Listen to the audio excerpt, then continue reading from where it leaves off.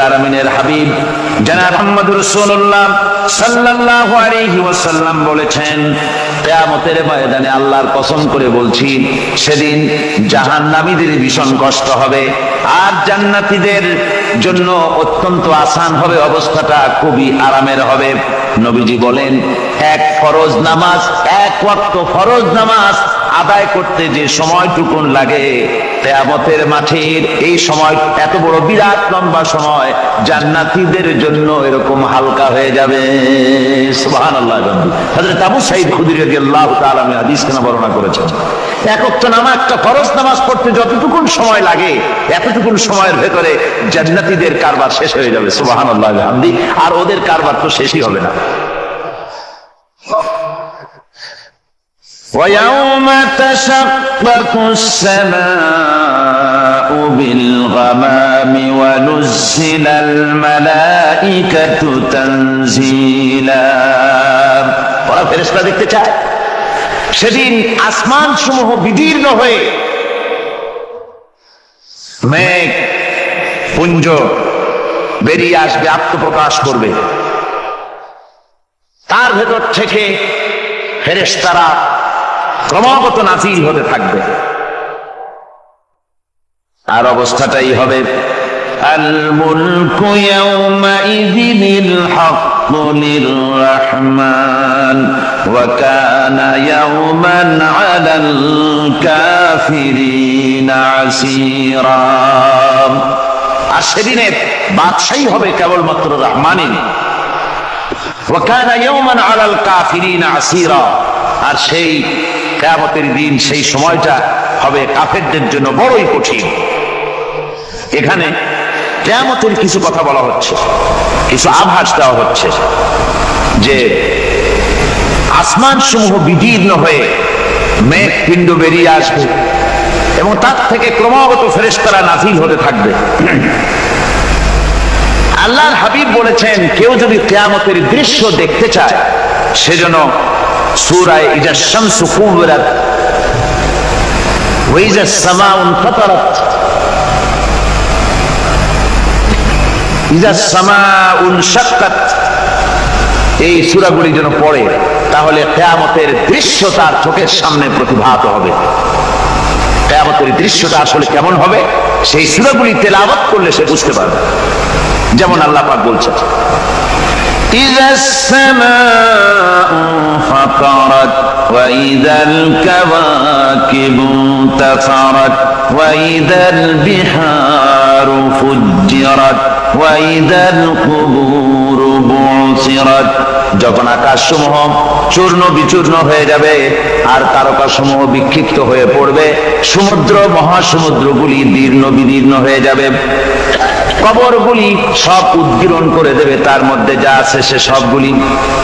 আবার আল্লাহ পাক বলেন, ইযা শামসু কুবিরাত ওয়া ইযান নুজুমু কাদারাত ওয়া ইযাল জিবালু সুয়িরাত। সূর্য যখন ঢেকে যাবে, তারকাগুলি যখন বিপর্যস্ত হয়ে যাবে আর পাহাড়গুলি যখন চালিয়ে দেওয়া হবে, এই দৃশ্য তোমরা দেখতে পাবে। فإذا النجوم طمست وإذا السماء فرجت وإذا الجبال نسفت। সেদিন অবস্থা এমন হবে, সমস্ত তারকাগুলি স্তিমিত হয়ে যাবে আর আকাশসমূহ দীর্ণ বিদীর্ণ হয়ে যাবে। আর দেখতে পাবে পাহাড়গুলি, সমস্ত পাহাড়গুলিকে উড়িয়ে দেওয়া হবে। আবার অবস্থা আরো কি হবে, فإذا برق البصر وخسف القمر وجمع الشمس والقمر। যখন চক্ষু বিস্ফারিত হয়ে যায় মানুষের, চাঁদ আর সূর্য নিষ্প্রভ হয়ে যাবে, সব একাকার হয়ে যাবে, চন্দ্র এবং সূর্য তার অস্তিত্বকে হারিয়ে ফেলবে। শুধু তাই নয়, وحملت الأرض والجبال فدكتا دكة واحدة। জমিন ও পাহাড়গুলির মধ্যে সংঘর্ষ লাগিয়ে দেওয়া হবে আর তা এক ধাক্কায় জমিন এবং সমস্ত পাহাড়গুলি চূর্ণ বিচূর্ণ হয়ে যাবে। সুবহানাল্লাহি ওয়া বিহামদিহি। আল্লাহ রাব্বুল আলামিন বলছেন, এইভাবে করে কিয়ামতের দৃশ্য, বিভীষিকাময় দৃশ্য তোমরা দেখতে পাবে। আর সেদিনের রাজত্বটা কার হবে? আল মুলকু ইয়াউমাইযিনিল হাক্কু লির-রাহমান। সেদিনের রাজত্ব হবে কেবলমাত্র রহমানের।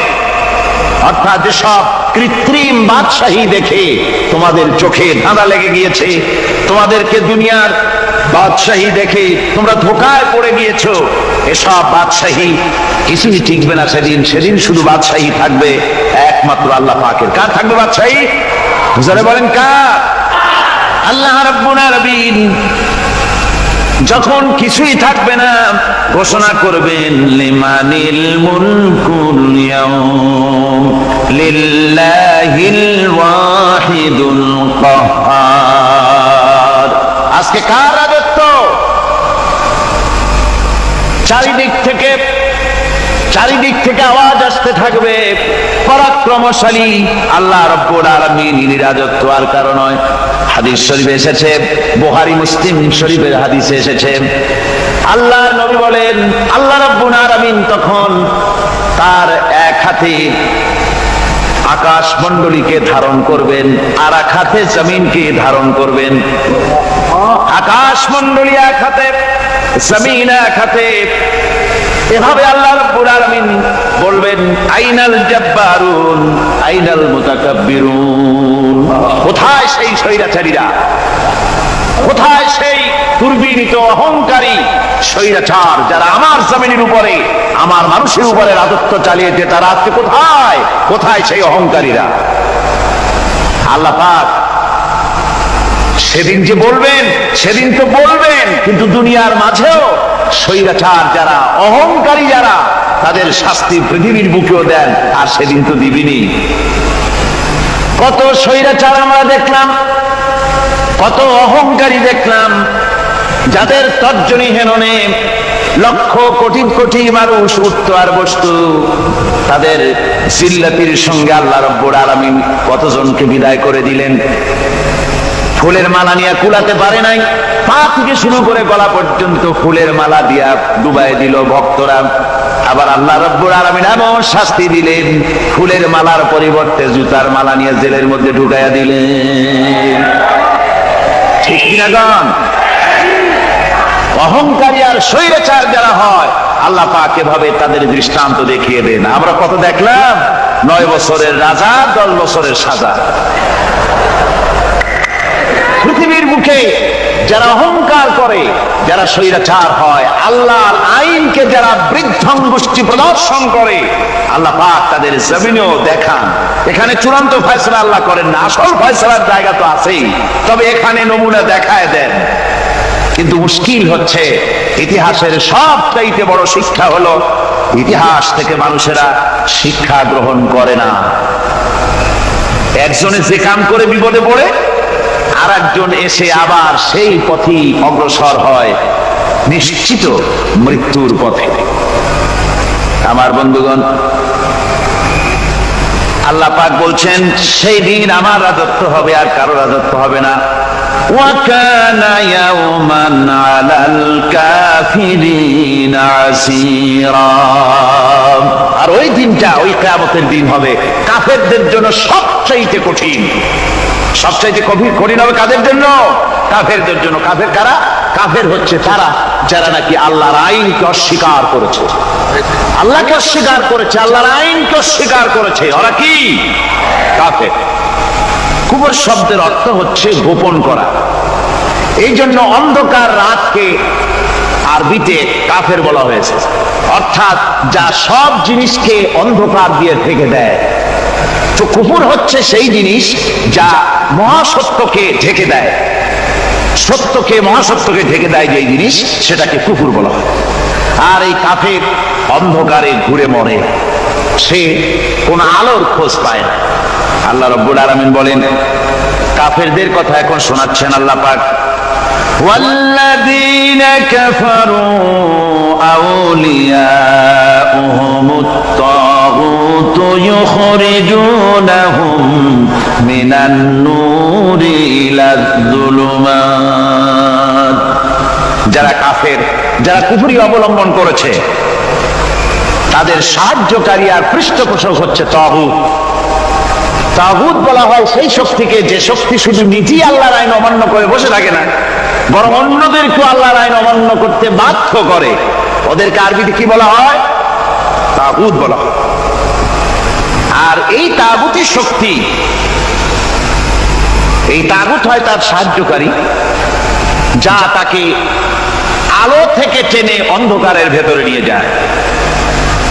আর কাফের হচ্ছে আল্লাহ পাকের ভাষায় অর্থাৎ কোরআনের ভাষায় কাফের হচ্ছে সবচাইতে নিকৃষ্ট প্রাণী, সবচাইতে নিকৃষ্ট জীব। মহাসত্যকে যারা অস্বীকার করেছে, যারা আল্লাহকে মানে না, যারা আল্লাহর কোরআনকে মানে না, যারা ইসলামকে স্বীকার করে না, তারা সবচাইতে নিকৃষ্ট প্রাণী। আল্লাহ রাব্বুল আলামিন বলেন, ইন্না শাররাদ দাওয়াবি ইনদাল্লাহিল্লাযীনা কাফারু ফাহুম লা ইউমিনুন। নিশ্চয়ই আল্লাহর জমিনে সব বিচরণশীল জীব যত আছে, আল্লাহ বলছেন আমার জমিনে বিচরণশীল জীব যত আছে তার মধ্যে সব চাইতে নিকৃষ্ট প্রাণী হলো যারা ঈমান আনে নাই, যারা বিশ্বাস করে না আমি আল্লাহকে, যারা পরকালকে বিশ্বাস করে নাই, যারা কোরআনকে বিশ্বাস করে নাই, যারা ইসলামকে বিশ্বাস করে নাই, পৃথিবীর মধ্যে তারা সবচাইতে নিকৃষ্টতম প্রাণী। আল্লাহ বলেন শুধু নিকৃষ্ট জনক নিকৃষ্ট প্রাণী বললেই সারে না, এরা হলো চতুষ্পদ জানোয়ারের মতো। কে বলতেছেন? আমি বলছি না, কিন্তু আল্লাহ পাক বলতেছেন চতুষ্পদ জানোয়ারের মতো কাফেররা। وَمَثَلُ الَّذِينَ كَفَرُوا كَمَثَلِ الَّذِي يَنْعِقُ بِمَا لَا يَسْمَعُ إِلَّا دُعَاءً